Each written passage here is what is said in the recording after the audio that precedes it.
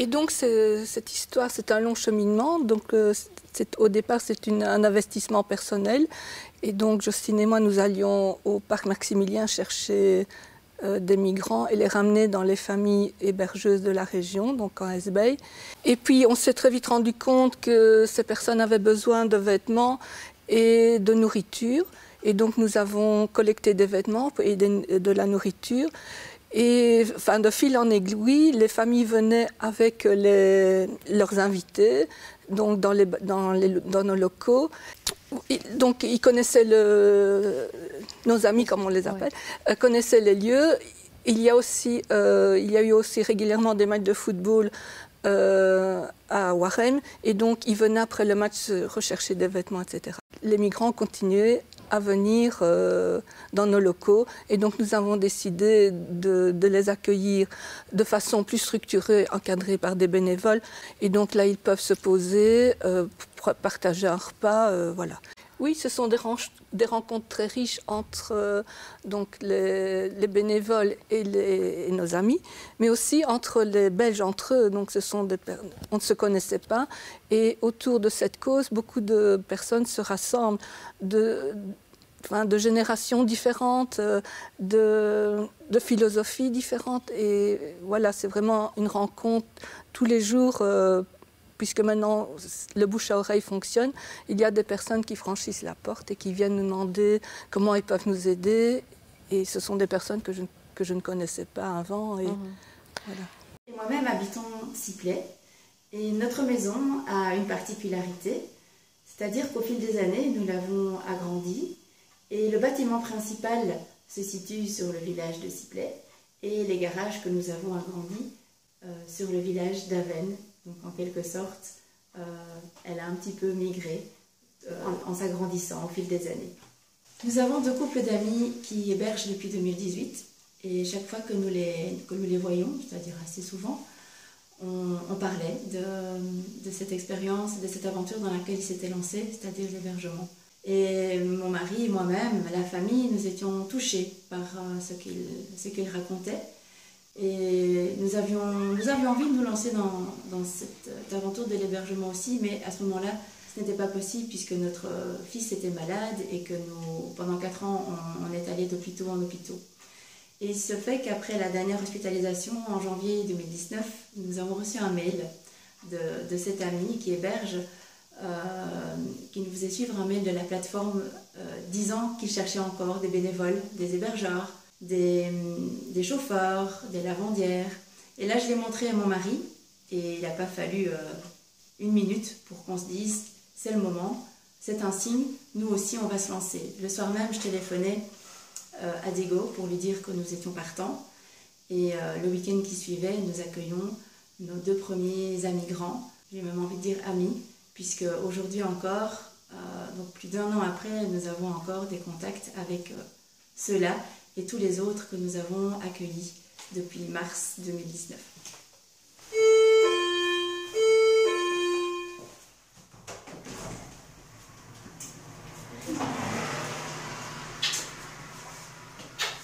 Alors la première fois qu'on a accueilli des amis ici à la maison, c'est vrai que c'est avec une petite appréhension parce qu'on ne sait pas vraiment ce qui nous attend, comment on va communiquer.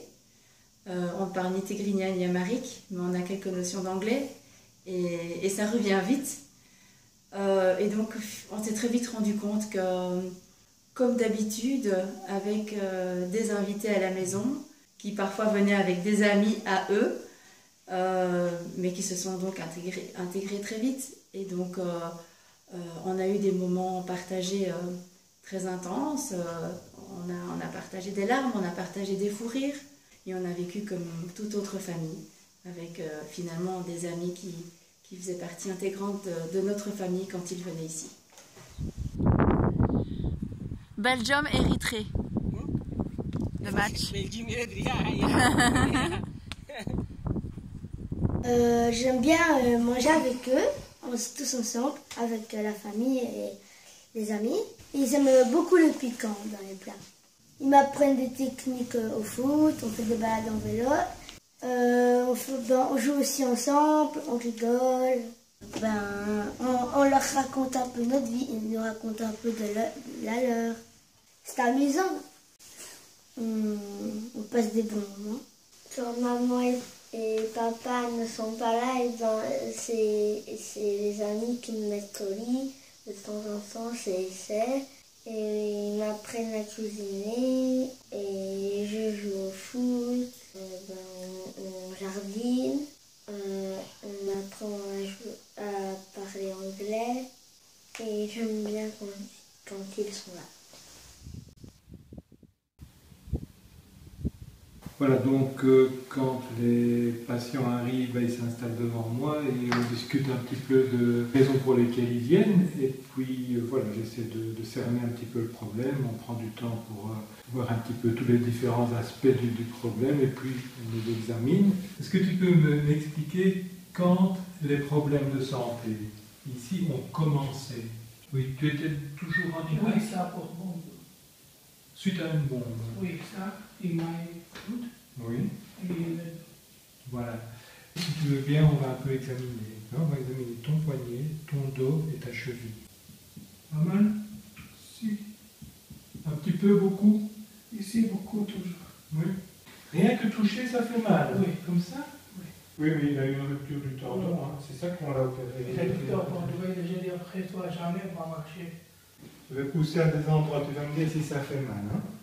Là. Un peu. Oui. Maintenant, beaucoup. Oui. Ça. D'accord, ok, je vois. Ça va, tu peux te rhabiller. Tu as très mal, mais les examens qu'on a faits, ils sont rassurants. Ça veut dire qu'il y a une différence entre ce qu'on voit et ce que toi tu sens. Alors, c'est ce qu'on appelle, c'est une maladie, hein, mais qu'on appelle fibromyalgie. C'est-à-dire que tu as une hypersensibilité. Donc, tu es hypersensible. C'est tout ton système nerveux qui est très, très, très sensible. Tu comprends ça? Oui. C'est parce que ton corps n'a pas oublié ton histoire.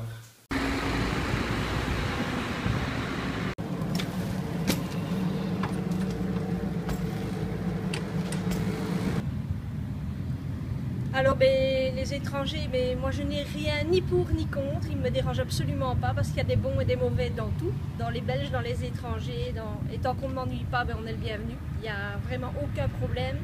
Et comme chez moi c'est une famille arc-en-ciel dans tous les sens du terme, tout le monde est le bienvenu tant qu'on respecte la loi dans tous les sens du terme. Je pense au niveau de l'immigration, il n'y a pas eu tellement de groupes particulièrement qui venaient ici à Warem durant ces dernières années. Je pense que ce n'est pas une mauvaise chose, ça peut éventuellement amener d'autres cultures, d'autres savoirs, donc pourquoi pas, c'est assez intéressant. Mais ce que je trouve surtout, c'est que les personnes doivent être encadrées, il ne faut pas les lâcher comme ça sans savoir où aller, ni quoi, ni comment. Il faut les aider à trouver un travail ici, un logement correct et pas les laisser se débrouiller parce que je pense qu'on peut vite tomber dans quelque chose de négatif tout simplement. Et donc voilà, pourquoi pas, c'est une bonne chose. Par rapport à l'intégration, il n'y a vraiment aucune différence. En tout cas ici dans le club, on fait vraiment aucune différence entre les Africains et les Belges. Honnêtement, moi je m'entends beaucoup mieux avec Harim pour l'instant. Directement, dès qu'il est venu dans le club, d'ailleurs il vient de Paris, il ne venait pas de Belgique non plus. Et directement, il s'est bien intégré dans notre groupe. Directement, il est venu, on a habité un petit peu avec moi, on a vécu un peu ensemble. Et franchement, il n'y a aucune différence par rapport à lui, moi et à n'importe qui dans l'équipe. Et je pense que si tout le monde réagit comme nous, ça peut aller beaucoup mieux et on pourra aider beaucoup de personnes. Quand je suis arrivé au club de Warem, j'ai été très bien accueilli, j'ai eu aucun souci, aucun problème, l'intégration s'est fait rapidement et il n'y a eu aucun problème par rapport à ça, on s'est bien entendu, le groupe, l'équipe. Et on ne fait pas de différence par rapport aux races, parce qu'on a tous le même sang et la même manière d'être, donc on est tous des êtres humains et ça tout le monde le sait. Et si tout le monde va dans ce même sens-là, c'est bon pour nous et c'est bon pour tout le monde. Moi je suis totalement pour l'aide et tout ça, mais je trouve que la ville en fait quand même beaucoup trop parce qu'on n'aide pas vraiment spécialement les SDF, on est plus pour les migrants et tout.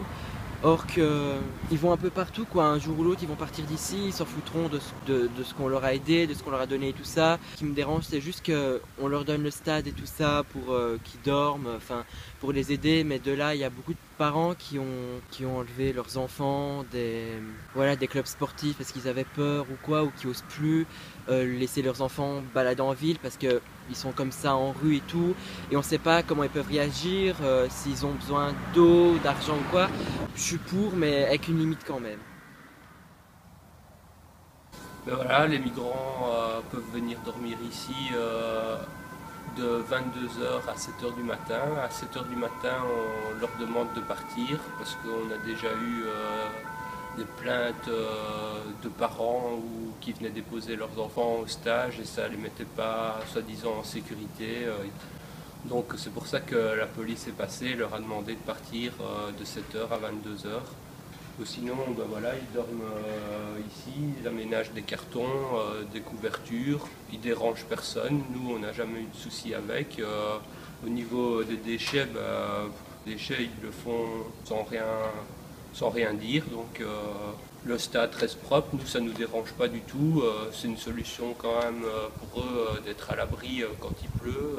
Ils ne dérangent pas du tout. Il y a des toilettes qui sont mises à disposition ici au rez-de-chaussée. Il y a donc toilettes, éviers où ils ont accès libre et ça reste plus ou moins en état, donc c'est pas abîmé, délabré, il y a un respect aussi bien de leur part que de notre part envers eux. Et voilà.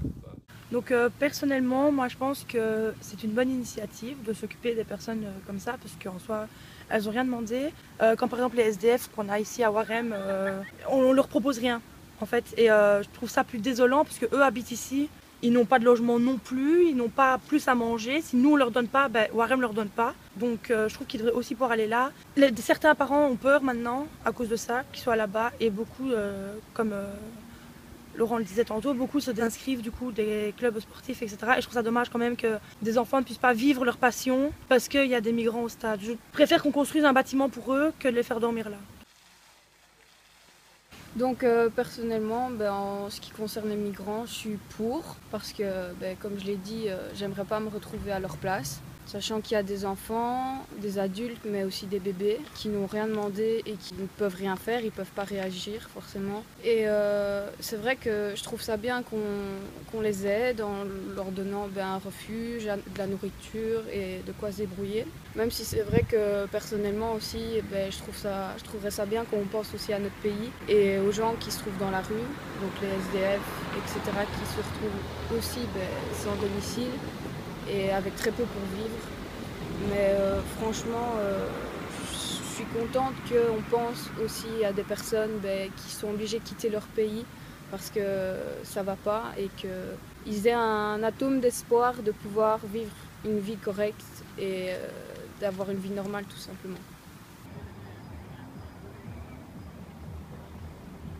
Bon, franchement, voilà, ça fait 8 ans que je suis à Warem. Je suis à l'école ici depuis que j'ai 10 ans. Franchement, il n'y a pas de souci. C'est une petite ville tranquille, c'est calme. C'est pas une prise de tête, c'est pas comme dans les grandes villes où dès qu'il y a un problème ou quoi, il y a des gens qui se ramènent ou quoi. C'est une ville tranquille, il n'y a pas de souci. Je suis ici tout le temps, presque tous les jours. Je suis à l'école ici, je fais du sport ici. Tout le monde me connaît, je m'entends avec tout le monde, que ce soit même au foot ici, au club. Je m'entends avec les parents de mes amis, tout ça, les coachs, tout ça, ça se passe bien. C'est une ville tranquille, franchement ça va.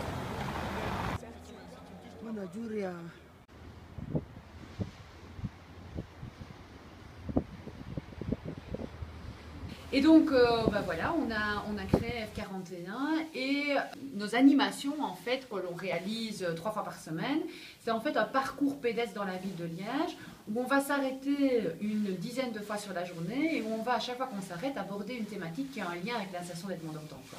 Et on s'est dit, on va, avec les migrants qui sont hébergés là sur Liège, qui débarquent sur Liège et qui ne connaissent pas la ville de Liège, on va proposer des parcours. Des parcours qui, d'abord, avaient pour vocation de faire connaître la ville, mais petit à petit, en fait, avec eux, avec les habitués qui revenaient de fois en fois dans les hébergements, on a construit des parcours qui visitaient en fait de l'extérieur les associations qui pouvaient accompagner les personnes migrantes pour que ceux qui décideraient éventuellement de rester sur Liège puissent avoir une information générale sur comment est-ce qu'on peut s'y retrouver à Liège et qui est-ce qu'il faut aller trouver et quelle porte il faut frapper. Alors ça, c'est notre investissement concret avec les personnes migrantes, mais ça ne reste qu'un pansement sur une plaie.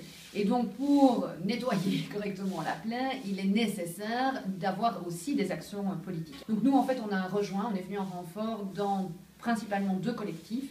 Le collectif Liège Ville Hospitalière et le collectif de soutien aux sans-papiers.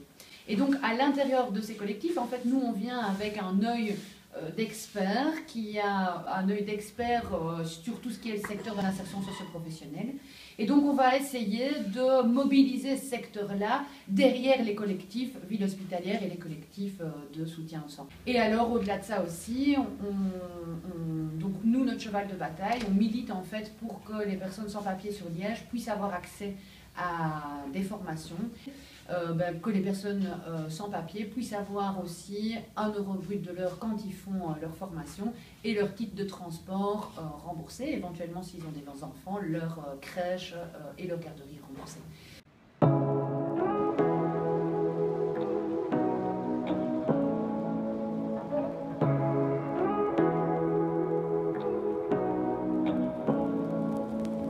Say what you wanna say to me now. I wanna wake up with you in the morning. Show me there's nothing fake to me now. I wanna wake up with you in the morning. Say what you wanna say to me now. I wanna wake up with you in the morning. Show me there's nothing fake to me now. I wanna wake up with you in the morning. Turn this room, turn it to an ocean. Let me float around. Eyes closed, like we're dreaming even when we're not. You and me got a whole other meaning, I don't know how. You and me just know how it feels when we're falling in love. Say what you wanna say to me now. I wanna wake up with you in the morning. Show me there's nothing fake to me now. I wanna wake up with you in the morning. Say what you wanna say to me now. I wanna wake up with you in the morning. Show me there's nothing fake to me now. I wanna wake up with you in the morning. We can do nothing at all. So what, if you're stupid then you know there's nothing wrong. You and me got a whole other meaning, I don't know how. You and me just know how it feels when we're falling in love. Say what you wanna say to me now.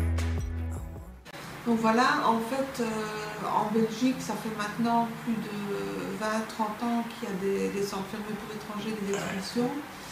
Et ici à Liège, en Wallonie, on s'est fortement battu contre ça.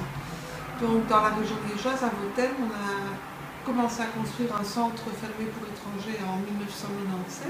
Les associations, c'est pas possible qu'on enferme des gens qui n'ont pas commis de délit pour les renvoyer vers leur pays et pour les renvoyer finalement vers des situations, quelles qu'elles soient et quelles qu'en soient les causes, des situations d'insécurité. Et puis petit à petit, alors, il y a eu aussi en Wallonie des mouvements qui se sont créés pour soutenir les sans-papiers. Il y a la Voix des sans-papiers de Liège. Avant ça, il y a eu d'autres groupes qui se battent pour la régularisation des sans-papiers, pour obtenir l'égalité des droits. Et ce qui est formidable finalement, c'est qu'il y a tellement de personnes qui se lancent, par exemple dans la plateforme citoyenne d'hébergement, qui héberge des gens, pour dire à l'État, vous, État belge, vous ne faites pas votre travail, vous n'accueillez pas. Et nous, citoyens, on prend la place et on se mobilise pour accueillir les gens. Et donc, c'est quelque chose qui est quand même relativement nouveau Et je voudrais signaler dire qu'il y a plusieurs formes de solidarité en Belgique. Il y a la plateforme citoyenne, puis par exemple moi je suis plutôt dans un groupe qui lui fait de l'hébergement collectif, puisque on soutient des occupations de sans-papiers où là finalement l'idée c'est on va occuper des bâtiments publics, obliger les autorités communales à soutenir les sans-papiers, et c'est des occupations, par exemple à Buranville, c'est une centaine de personnes qui occupent 2 bâtiments, mais ce sont des combats qui se rejoignent. Je suis fils d'immigrés, donc mon grand-père et mon autre grand-père, donc mes 2 grands-parents sont venus ici à Tiller pour travailler dans les mines. Donc, vu que je suis issue de l'immigration, ça me touche assez. Donc mon grand-père, ma grand-mère vient d'Angleterre, ils sont venus ici. Et puis c'est du côté de ma mère qui vient de Sicile, d'un petit village qui s'appelle Canchi. Je pense qu'il faut tuer les préjugés parce que comme mon grand-père, que ce soit du côté de mon père ou du côté de ma mère, c'est aussi comme ça. Les Anglais c'est ceux-ci, les Anglais c'est ceux-là. Ou même on a déjà traité mon grand-père de voleur parce qu'il était sicilien ou quoi. Faut pas se fier aux apparences ni aux préjugés. Le message que je trouve important, c'est de s'unir au maximum, parce que ce n'est pas seulement les sans-papiers qui sont attaqués, c'est aussi les femmes qui sont attaquées, c'est aussi les syndicats qui sont attaqués. La société civile, dans son ensemble, est attaquée par l'extrême droite et par des groupes nationalistes comme la NVA, etc. Et pas seulement en Belgique, donc aussi en Europe, y compris aux États-Unis. Oui, en dehors de tous les groupes que je viens de citer, il y a aussi des activistes pour les climats.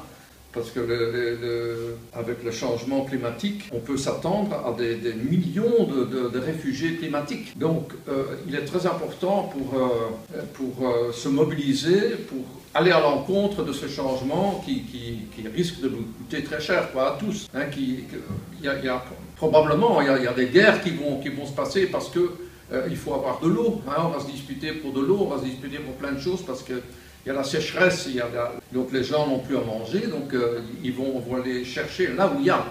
Et par conséquent, donc aussi avec les climatos, il faut se réunir.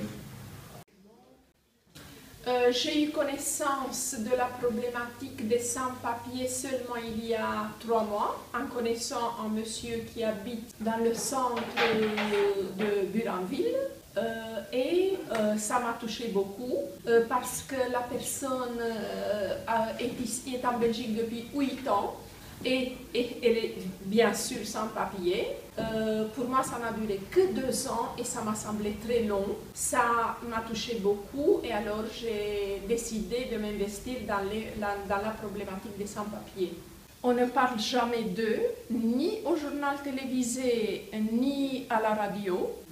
Donc, ils n'existent pas. Je pense qu'ils sont des êtres humains comme tous les autres et qu'ils ont droit à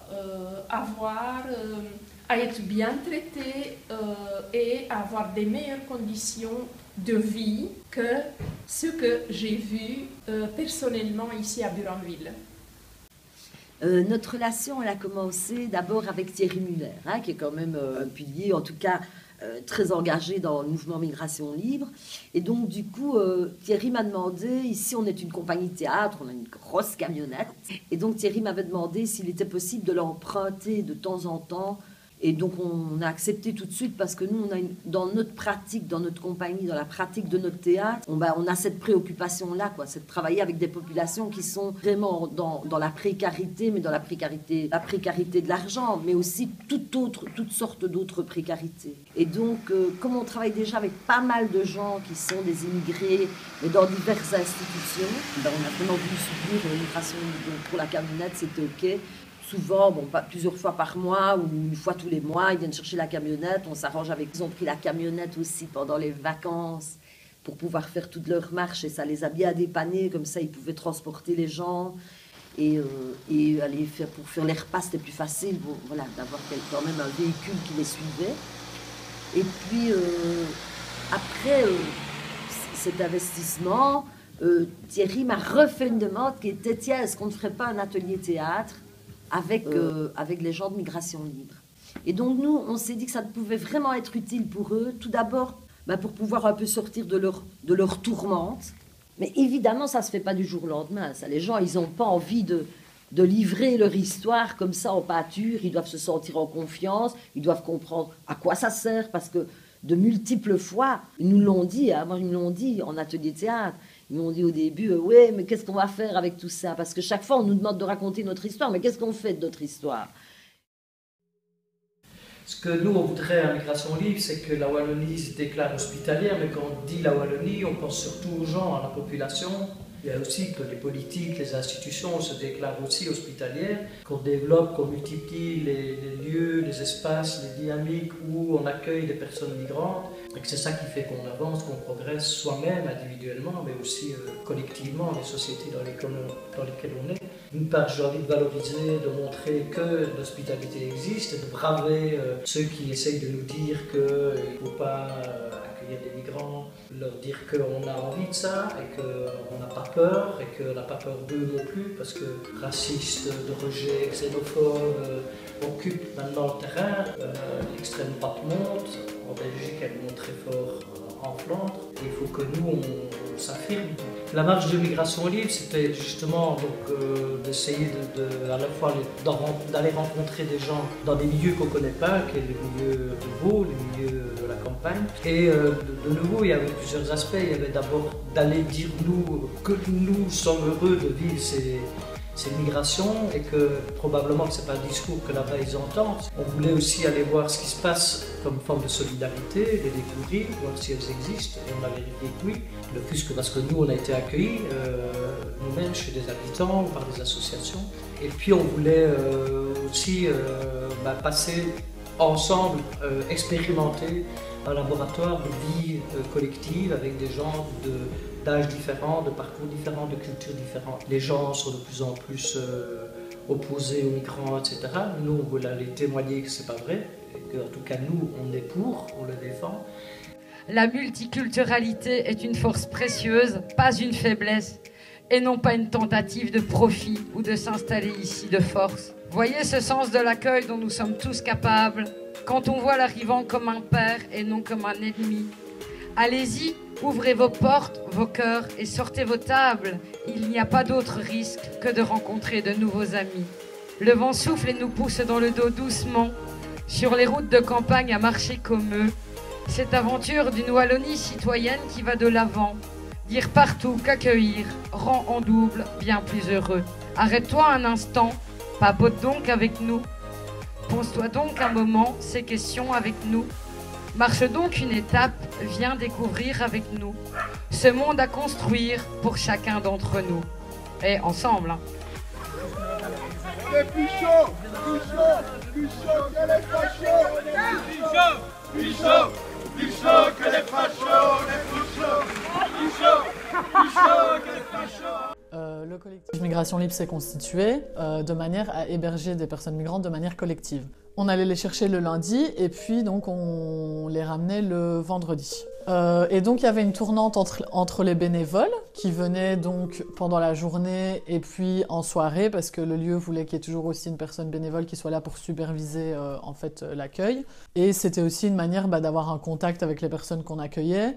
De parler un peu avec elles, de discuter, voilà, d'avoir du contact humain. Alors donc l'accueil, il se faisait, comme j'ai dit, de manière collective, donc c'est-à-dire qu'on avait un dortoir avec des lits, une douche qui était mise à disposition, des sanitaires et de la nourriture pour qu'ils puissent manger à leur faim. Pendant la journée, il y avait aussi une personne qui s'occupait de la coordination du lieu, donc c'est-à-dire si les gars avaient besoin de faire leur lessive, s'ils avaient une demande par rapport à leur situation juridique, un problème médical, il y avait toujours une personne sur place pour aussi coordonner toutes ces demandes-là, tous ces besoins-là. Et il y avait aussi du coup des bénévoles qui proposent des activités à Liège, des activités plus de loisirs, aller jouer au football, aller voir un musée, enfin toutes sortes de choses à partager ensemble. Et donc au fur et à mesure qu'on organisait cet hébergement, il y a des gars qui y revenaient plusieurs fois parce que ça se passait bien, donc qui revenaient, et donc qui sont devenus, entre guillemets, des habitués de l'hébergement de Migration Libre.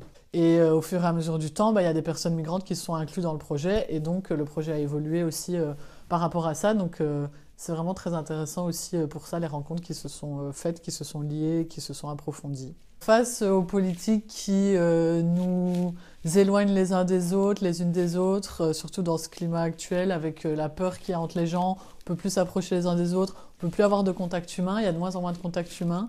Je pense qu'il faut réinvestir des initiatives comme ça de contact, de solidarité. Voilà, il y a des gens qui sont dans des situations difficiles, tout le monde est dans des situations difficiles, autant partager ces choses-là, comprendre l'histoire de chacun, de chacune.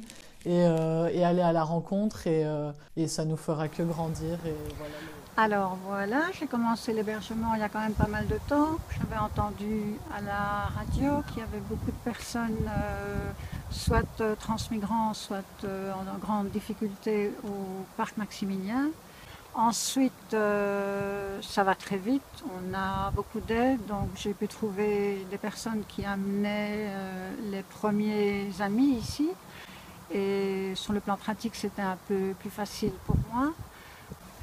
Tout un temps, ça a été beaucoup de jeunes garçons et puis finalement beaucoup de filles. Bizarrement, ce sont des périodes comme ça. Maintenant, ce sont de nouveau des jeunes hommes. Là, j'en ai 4 qui reviennent régulièrement depuis plusieurs semaines et c'est un vrai plaisir, il n'y a aucun problème. Sur le plan de la situation de l'immigration, même dans le monde, je trouve que c'est un vrai scandale que nos politiques ne fassent rien. Ils se cachent là, ils se voilent la face, ils prétendent faire quelque chose. De temps en temps, on accepte les bateaux qui viennent de la Méditerranée, on en prend 100 ou 120 et puis on est satisfait, on se prend pour des héros. C'est une abomination, on ne fait rien et on monte tout en épingle pour faire peur aux gens et que l'extrême droite passe un peu partout comme on le voit maintenant en Europe. À ceux qui ont peur des émigrés, parce qu'il faut reconnaître que la presse et nos hommes politiques montent en épingle la moindre petite chose les concernant, surtout quand c'est négatif évidemment, allez à leur rencontre. Et vous verrez que ce sont des gens en général hyper agréables, motivés, courageux.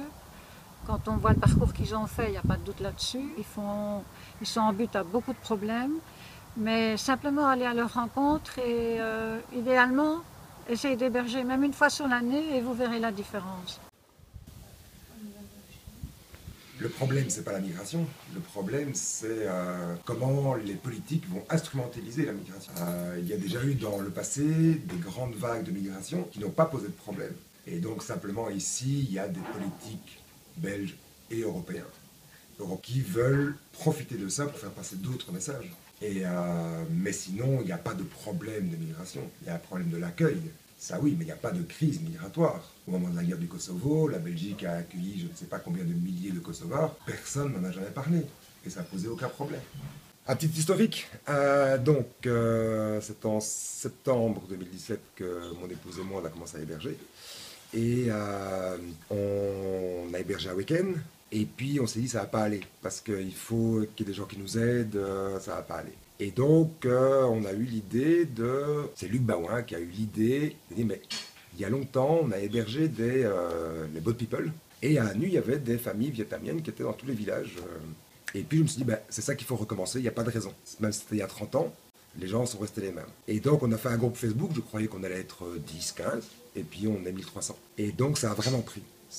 Les familles se sont mises, les chauffeurs étaient là. Et donc c'est génial. Je ne m'attendais pas du tout à ce résultat. On a eu vraiment un bel accueil dans les familles. Et on touche du bois depuis près de 2 ans, tout se passe bien. C'est pas un long fleuve tranquille, c'est tout le temps, il faut se poser des questions, il faut réagir vite, mais ça se passe bien. Et ça ne faiblit pas, ça change, mais ça continue. Sous d'autres formes. Alors il y a eu le relais à Warem qui a pris beaucoup de place en SB et qui fait du super boulot. Il y a tout le pôle médical, il y a le pôle social, il y a le pôle juridique qui est en train de se mettre en place. Et donc c'est une très belle chose en fait. Parce que dès le départ, on a eu des contacts avec les politiques, on a eu des contacts avec la police et des choses du style. Et on a toujours eu un bon accueil. Parce que tout le monde est bien conscient que, ici dans la région en tout cas, je dois dire qu'on n'a jamais eu de problème. Ils sont là de toute façon. et qu'on ne sait pas faire autrement que de faire un peu d'humanisme. Et donc voilà, c'est ce qu'on a essayé de faire et ça marche. Donc, on a entendu l'appel du parc et on a décidé d'aller chercher des gens pour héberger. La première fois, on a eu peur, mais je pense que ceux qui étaient dans la voiture avaient plus peur que nous. Et puis, ça s'est super bien passé. Et puis, comme l'a dit Diego, avec l'aide d'autres, etc., maintenant, on héberge tous les week-ends, on héberge en semaine. Il y en a qui sont réguliers, donc ce sont nos enfants. On nous appelle d'ailleurs papa, maman parfois. Et on a peur pour eux. Quand ils partent de la maison, on se dit, mais qu'est-ce qui va se passer pour eux ? Est-ce que la police va les arrêter ou est-ce que quelqu'un va les agresser parce qu'ils sont différents? On a toujours quand même une petite boule au ventre quand ils sont partis. Alors mes amis me posaient des questions vis-à-vis des réfugiés auxquels j'accueille. Mais en fait, j'ai remarqué qu'ils ne connaissent pas du tout le sujet et que c'est tout ce qu'ils entendent mais qu'ils ne connaissent pas. Donc du coup, j'ai dû leur expliquer que non, il y a certaines choses qu'ils ne font pas, non, ils font pas ça, et c'est des personnes comme nous. Donc voilà, ils devraient être traités de la même manière, ils ne sont pas si différents des nôtres. Mes parents ont lancé l'idée, et je trouve que c'est une bonne idée, parce que c'est de l'aide entre tous, donc on aide tout le monde, et je pense que tout le monde devrait faire pas la même chose que nous, mais devrait aider à leur manière les autres, parce que cette situation-là peut arriver à n'importe qui. Et moi, j'aurais bien aimé avoir quelqu'un comme mes parents qui me soutiennent.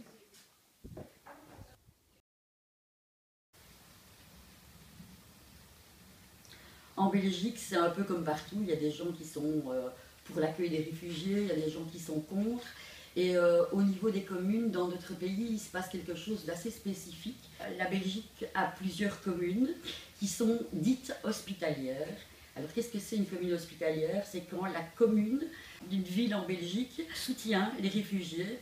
Soutenir, c'est un grand mot parce qu'elle ne met pas de structure en place pour les accueillir, pas de douche, pas d'endroit, pas de camp, pas de logement. Mais le bourgmestre de cette commune s'engage à ce que les policiers de la commune ne viennent pas chercher des migrants à notre domicile. Ils ne débarquent pas chez nous à l'improviste en forçant les portes et en venant chercher des migrants à l'intérieur de notre maison. Et c'est vraiment quelque chose de primordial parce que on est, nous, dans la non-assistance à personne en danger, en fait. On pallie à ce que l'État ne fait pas, c'est-à-dire qu'on les reçoit chez nous, on leur apporte un petit peu de dignité.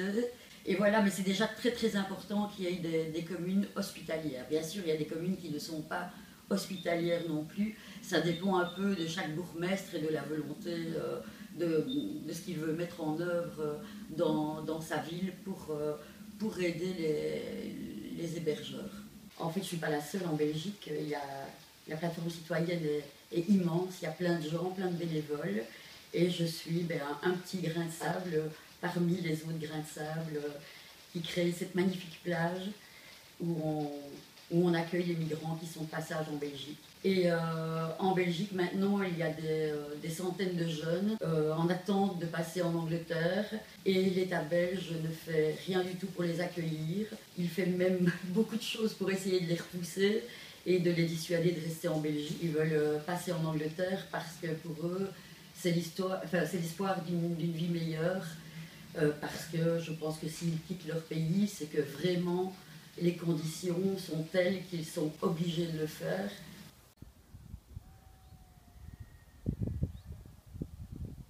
La situation des réfugiés en Europe et en Belgique est vraiment triste, c'est le traitement médiatique de la migration en fait. Et dans les médias, je veux dire, en général, les médias principaux, traditionnels, ils donnent une image en fait très négative de la migration en donnant l'impression que c'est un danger pour nous, que ça nous menace. Une partie de la population voit ça comme quelque chose de dangereux, quelque chose de menaçant pour nous. En tout cas ici en Belgique, hein, je ne dis pas pour les autres pays, mais on est quand même dans un grand confort par rapport à ces personnes-là qui veulent venir ici, d'essayer de les accueillir de manière digne et voilà, et de faire en sorte que ça se passe le mieux possible. Et je pense qu'en conclusion, ce que je pense, c'est que tous les mouvements de population, les déplacements de population, moi j'ai le sentiment que par rapport à ça, il faut se mettre dans une politique d'ouverture, d'accueil, faire en sorte que ça se passe le mieux possible, parce que ça va pas s'arrêter du jour au lendemain, et donc du coup ça va continuer, ça va certainement augmenter avec les problèmes qu'on risque de rencontrer, notamment de réchauffement climatique, etc.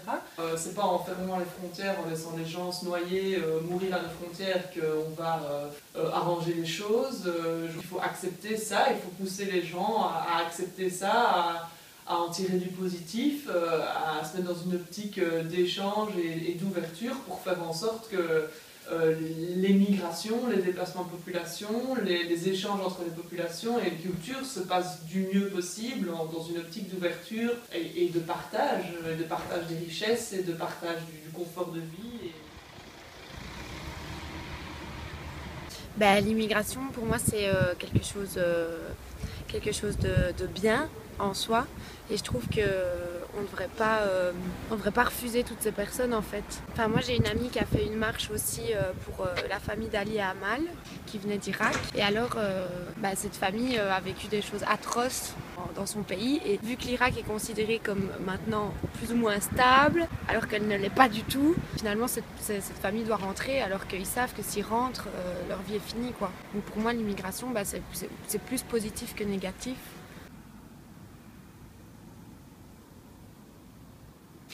Je suis arrivée au relais tout à fait par hasard. Je passais par là pour prendre l'air, me promener. Et puis je pensais qu'il y avait l'exposition parce que j'ai vu des personnes dehors. Alors je suis entrée. Et puis alors une personne m'expliquait que c'était le relais pour les immigrés. Heureusement, ces personnes étaient reçues fin de journée jusqu'à 21h. Et puis malheureusement après, elles devaient se débrouiller pour repartir, dormir sous les ponts ou trouver un endroit. J'ai trouvé ça catastrophique. Et c'est chez nous, voilà. Mais je pense qu'il faudrait que ce soit la commune qui s'implique un peu plus pour aider ces personnes. Moi, je les ai vues, elles dorment derrière le bâtiment. Chez nous, ça fait mal, ça fait mal. On ne peut pas tolérer ça. Donc, c'est vraiment le hasard qui a fait que maintenant, j'ai connaissance de la maison de la laïcité qui fait beaucoup pour eux.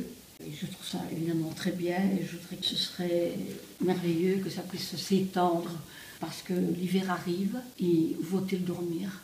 Mais eux aussi, ce sont des êtres humains, ils n'ont pas le droit d'avoir faim, ils n'ont pas le droit d'avoir froid. Donc je pense qu'il faut se battre au sein de notre petite commune pour venir en aide.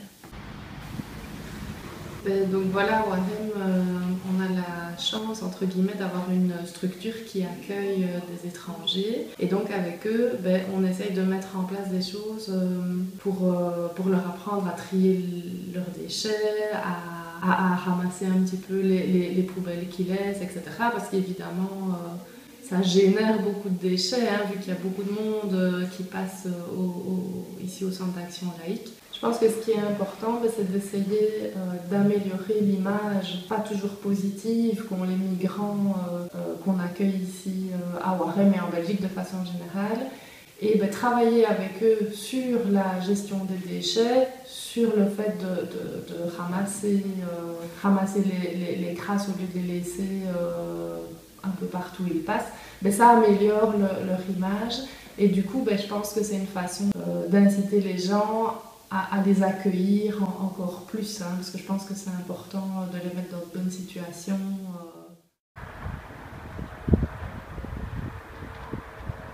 Quand je viens ici au relais d'Ouarem, je m'occupe souvent de chercher des familles pour les réfugiés qui sont ici en attente. Ensuite, je commence à regarder dans le répertoire, je lance des appels sur les différentes plateformes et je gère les appels qui reviennent des hébergeurs éventuels. De la permanence aussi, en général, je fais des drives, donc je les conduis dans les familles qui les attendent. Je prends en général les invités qui vont dans des familles utoises, puisque je viens de Oui. Et donc sur la route, je les dépose dans les familles qui les attendent. Donc, quand on parle d'immigration, on a toujours tendance à oublier que nous-mêmes, nos parents et notre famille a parfois immigré. Moi, j'ai des grands-parents qui se sont retrouvés sur les routes pendant la guerre 40-45. Et je pense qu'ici en Belgique, il est temps qu'on change, que ce soit au niveau de la problématique du climat ou bien au niveau de la problématique de la migration. On va devoir changer, on va devoir s'adapter, on va devoir revoir notre copie. Il faut qu'on arrête de vouloir toujours avoir plus. Mais il faudra qu'on apprenne à partager, à revenir à des fondamentaux. Personnellement, quand je vois des enfants qui ont l'âge de mes enfants sur la route, ça m'est insupportable.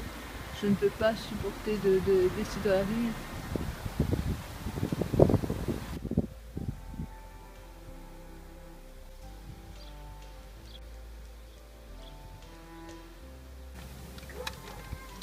On est juste copains, on est juste amis. J'ai jamais eu besoin d'avoir peur ou je ne me suis jamais sentie en insécurité avec l'un d'entre eux. C'est vraiment des... Il y en a là-dedans qui sont vraiment mes amis, vraiment. J'en ai qui sont passés en Angleterre. On garde un très bon contact, on s'appelle tout le temps. C'est vraiment très particulier. Mais les gens de l'extérieur ne peuvent pas comprendre ça. Moi, quand je parle que j'héberge, les gens me trouvent complètement folle. Mais je pense que c'est plutôt eux qui ne se rendent pas compte vraiment de ce que c'est réellement. Il y a des voisins qui ont porté plainte contre moi parce qu'il y avait des réfugiés dans leur rue. Alors que voilà, j'habite à la campagne, je suis loin de tout, on ne dérange personne. Les seuls moments où ils les voient passer, c'est quand ils vont chercher des cigarettes.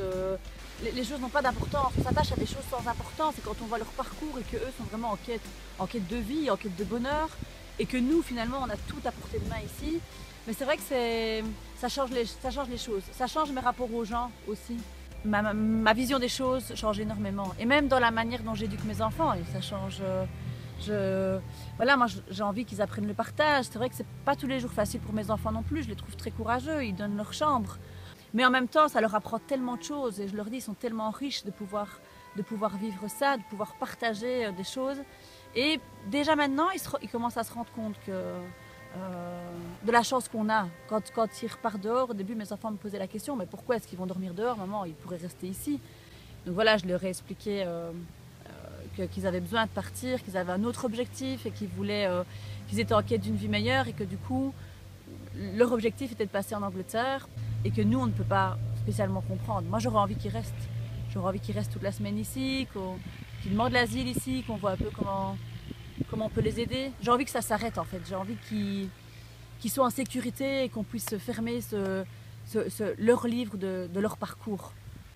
J'ai vraiment envie que les gens passent au-dessus de leur peur, passent au-dessus de leurs a priori. J'ai envie vraiment qu'ils se rendent compte que c'est possible d'accueillir des gens chez soi sans se mettre en danger, que c'est une expérience vraiment très enrichissante, qu'en général quand on passe le pas on ne s'arrête pas, ou alors on fait des pauses, parce que parfois c'est vrai que ça prend beaucoup d'énergie. Mais j'ai vraiment, voilà, le message que j'ai envie de faire passer, c'est j'ai envie que les gens ouvrent leurs portes beaucoup plus facilement, de s'ouvrir aux autres en tout cas, que ce soit dans l'aide alimentaire, que ce soit dans les chauffeurs, que ce soit dans les conforts, même dans le réconfort. Je veux dire, parfois c'est compliqué, voilà, d'un point de vue émotionnel, et c'est chouette d'avoir des gens qui nous soutiennent. Rien que le fait de nous soutenir dans ce projet-là, c'est déjà énorme. Donc j'ai vraiment envie, voilà, que les gens s'ouvrent, quoi. C'est pas simplement des gens qui se noient sur des bateaux, ce sont des êtres humains qui ont un parcours et qui ont vraiment besoin qu'on puisse les soutenir. Que c'est pas parce que c'est eux aujourd'hui qui sont dans cette situation-là qu'un jour on n'est pas à l'abri. On pourrait très bien se retrouver dans une situation un peu similaire, et j'ai envie que les gens s'ouvrent à ça maintenant, quoi. La police est déjà venue chez moi suite à des plaintes du voisinage. Et donc voilà, on me disait que c'était illégal, que je me mettais en danger, donc même au niveau de la police, quoi, il y avait une mauvaise information, et donc j'ai eu beau leur dire que c'était quelque chose de tout à fait cadré, il y a la plateforme, que c'est des gens qui, justement par le fait qu'on s'occupe d'eux, qu'on leur donne à manger, on leur lave leurs vêtements, mais ils peuvent continuer comme ça sans être en danger. À partir du moment où on n'a pas la possibilité de manger, on n'a pas la possibilité de boire, on est obligé de voler, on ne peut pas se laisser mourir. Et le fait ici qu'il y ait des gens qui s'occupent d'eux, ça met un cadre tout à fait sécurisé. Et donc j'ai tenté d'expliquer ça à la police qui s'est finalement renseignée. Et alors elle est revenue peu de temps après pour nous dire qu'effectivement c'était pas légal mais c'était pas illégal. Et donc ils me souhaitaient une bonne continuation, qu'ils trouvaient ça fantastique de pouvoir accueillir des gens chez eux. Donc ça a bien fini finalement. Ça aurait pu mal finir mais voilà, après un gros coup de pression pour mes gars, c'était quelque chose qui était tout à fait accepté du coup par la police du quartier.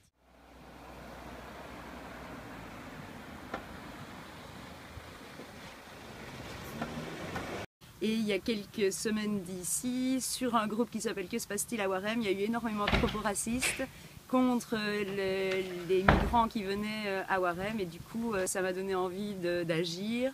Au lieu d'essayer de convaincre finalement certaines personnes de la stupidité des propos, je me suis dit, non, au lieu agis, fais quelque chose. Et à partir de là, j'ai été en communication avec quelqu'un du centre et je suis venue aux permanences. Et je suis arrivée à Warem pour prendre des renseignements dans le but d'aider à la base. Et puis, j'ai déjà été convaincue par les autres personnes qui hébergeaient, mais je n'étais pas à 100% convaincue. J'avais l'impression qu'il me fallait au moins une nuit de sommeil pour dormir dessus sur cette décision d'héberger. Et finalement, c'est ma petite fille de 7 ans qui est arrivée et qui m'a dit « Mais maman, si tu n'héberges pas aujourd'hui, ils vont dormir où? La personne, elle va dormir où ?» Puis j'ai dit « Je ne sais pas, ma chérie, voilà. » Puis elle dit, mais maman, tu ne vas pas le laisser dormir dehors, tu dois le reprendre, il faut qu'il... Et alors moi, je prêterai ma chambre. Elle m'a dit, je donne ma chambre, maman, je dors avec toi et je donne ma chambre.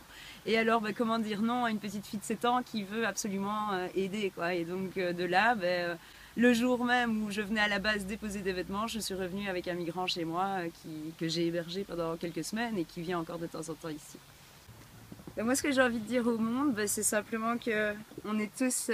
des êtres humains, peu importe notre religion, peu importe ce qu'on est, notre couleur de peau ou quoi que ce soit, et qu'il faut un peu se centrer sur l'être humain qu'on est. Les chiens sont bien plus respectés parfois que les êtres humains et on ne laisserait pas un chien dans la rue alors qu'on laisse des êtres humains dans la rue et ça n'a aucun sens. Et donc voilà, aimez-vous les uns les autres. C'est ça le plus important, je pense. Et la première fois que j'ai vu Nathanaël, j'ai tout de suite dit à maman, est-ce qu'on peut le reprendre à la maison parce qu'on nous avait proposé de le reprendre, alors on l'a repris, j'étais joyeuse, j'étais contente. Je lui ai prêté mon lit, alors j'ai dormi avec maman et ça m'a fait beaucoup plaisir de les aider. Et je n'ai eu que les échos de Lily, donc c'est Lily qui m'a raconté qu'il est arrivé en 2e maternelle, un petit Syrien qui s'appelait Mohamed. Dans son pays, il a dû fuir la guerre dans son pays et il arrive ici. Et dans la cour de récré, il y a mes autres amis qui sont là à l'école depuis longtemps, qui jouent à la guerre. Et donc, il y a ce contraste avec ces enfants qui jouent à la guerre et ce petit garçon qui fuit la guerre et qui vient dans une école d'Europe en espérant justement ne plus voir la guerre et qui voit finalement les autres de sa classe jouer à ça, quoi. La ville de Bruxelles décide de construire un immense building avec un hôtel de luxe, tout un truc. Et pour ça, ils expulsent les habitants. Et ils nous disent, si on faisait une chanson. Et voilà la chanson. Nous on reste là, on ne bougera pas, tant que la commune ne nous reloge pas. Et nous on reste là, on ne bougera pas, tant que la commune ne nous reloge pas. Vous démolissez tout notre quartier, vous démolissez tout notre quartier. Mais faut pas penser que ça va durer, mais faut pas penser que ça va durer. Oh, nous on reste là, on ne bougera pas, tant que la commune ne nous reloge pas. Et nous on reste là, on ne bougera pas, tant que la commune ne nous reloge pas. Belges et immigrés, on s'est rencontrés. Belges et immigrés, on s'est rencontrés. Dans tout le quartier, on s'est organisé. Dans tout le quartier, on s'est organisé. Et nous, on reste là, on ne bougera pas, tant que la commune ne nous reloge pas. Et la commune les a pas relogés, évidemment. Évidemment. Les gens perçoivent quelquefois bien mal l'immigration pour moi. Voilà, nous habitons la même planète. Il n'y a pas de raison qu'il y ait des limites faites par les hommes d'ailleurs sur la Terre, pour moi. D'autant plus que ce sont des humains comme nous. Les gens perçoivent ça comme un danger, quoi. D'autant plus Quand ils sont bien guidés, qu'ils ont la chance justement d'avoir toutes sortes de possibilités comme l'école, donc comme il y a eu dans la jungle de Calais que j'ai vu là. Ils étaient vraiment bien accompagnés. Depuis l'époque des Espagnols, déjà bien avant, le monde a toujours été un mélange de gens qui venaient de différentes contrées. On a toujours bien évolué comme ça. Je ne vois pas pourquoi maintenant on ne pourrait pas continuer à évoluer. Dans l'interculturalité, dans le partage des richesses des différents peuples, que tu viennes de n'importe où, quelle que soit ta couleur de peau, ta langue, un homme c'est un homme. Si on part de cette base-là, tout est résolu. Hein.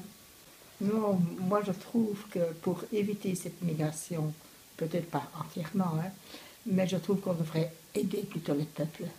Ce serait beaucoup, pour moi ce serait mieux, il y aurait moins de décès, moins d'exodes et tout ça.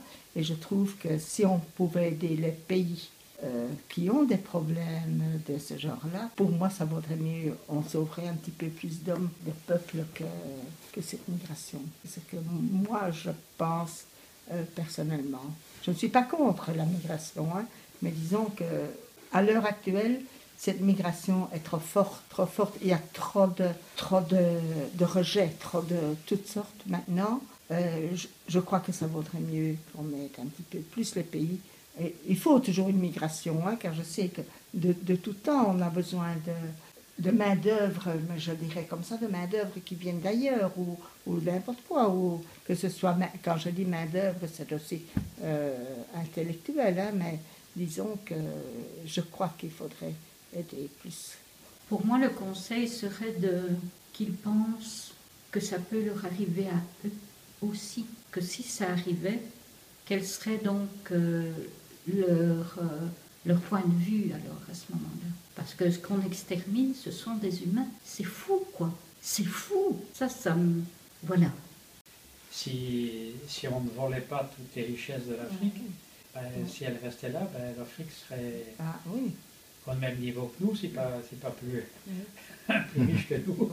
Et alors, on pourrait migrer dans l'autre sens. Mais disons, il y aurait un échange. Pour moi, il y aurait un échange. Ça serait beaucoup alors. plus égalitaire. Oui. Mais ça, c'est l'ennemi, c'est le capitalisme. Hein. Je ne sais pas pourquoi ces gens sont intéressés d'aller en Angleterre. Quelle est la raison? Okay? Pourquoi Angleterre? Il y a d'autres pays dans le continent. D'une certaine manière, l'Europe est aussi responsable depuis la colonisation. Okay? Parce que si le pays est développé, comme on voit en Asie, il n'y a pas de raison pour les gens de quitter le pays.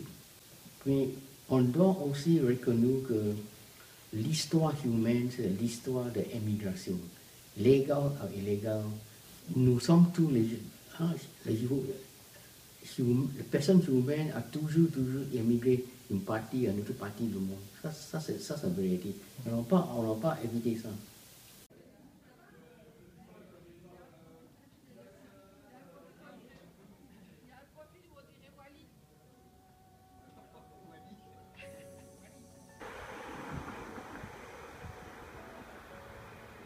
Je crois que nous sommes tous des migrants, puisque nous venons un jour, nous naissons un jour. Notre vie, c'est un peu comme un voyage, où on découvre d'abord une famille, puis soi-même, on peut fonder une famille, on cherche un travail pour nourrir sa famille, on doit parfois aussi voyager pour cela. Et puis arrive le grand âge et le départ finalement. Alors comme croyants, je crois que nous venons du Père et nous retournons vers le Père de tous les hommes. C'est lui qui a voulu le monde. Alors maintenant sur le problème, ou plutôt l'évolution de notre monde et les plus grandes migrations qu'il y a aujourd'hui, quand on regarde un peu l'histoire, il y a toujours eu un déplacement des êtres humains.